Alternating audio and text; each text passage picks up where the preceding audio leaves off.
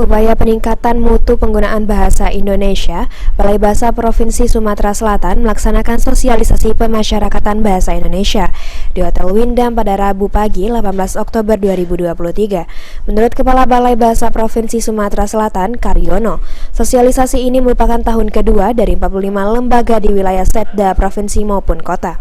Dinas Pendidikan dan Swasta yang dibina oleh Balai Bahasa di wilayah Sumatera Selatan untuk melestarikan bahasa daerah sesuai amanat PP nomor 57 tahun 2014 tentang pengembangan pembinaan dan perlindungan bahasa dan sastra serta peningkatan fungsi bahasa Indonesia. Selain itu, Karyono menyatakan, guna memfasilitasi pelindungan dan pelestarian bahasa daerah, Balai Bahasa Provinsi Sumatera Selatan telah merevitalisasi 6 bahasa asli daerah Sumatera Selatan dan mendaftarkan ke UNESCO, yaitu Bahasa Melayu Palembang, Komering, Lematang Muara Enim, Ogan di Oku, Padamaran, dan Kayu Agung di Oki.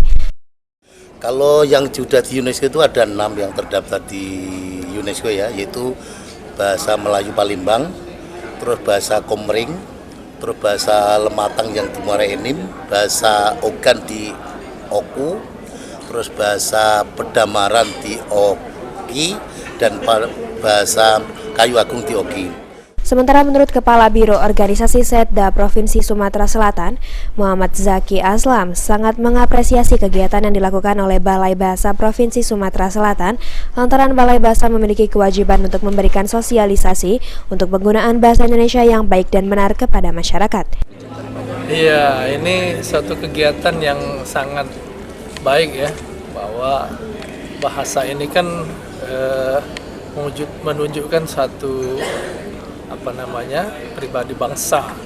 Jadi dalam pergaulan memang harus menggunakan ya, tidak terlepas dari pergaulan bahasa pergaulan kita sehari-hari, tetapi di dalam dalam kehidupan untuk negara, kemudian kita dibuat dalam suatu tata naskah, jadi harus menggunakan tatanan bahasa Indonesia yang baik dan benar. 2, 3, sekali lagi 1, 2, 3. Palembang Indonesia.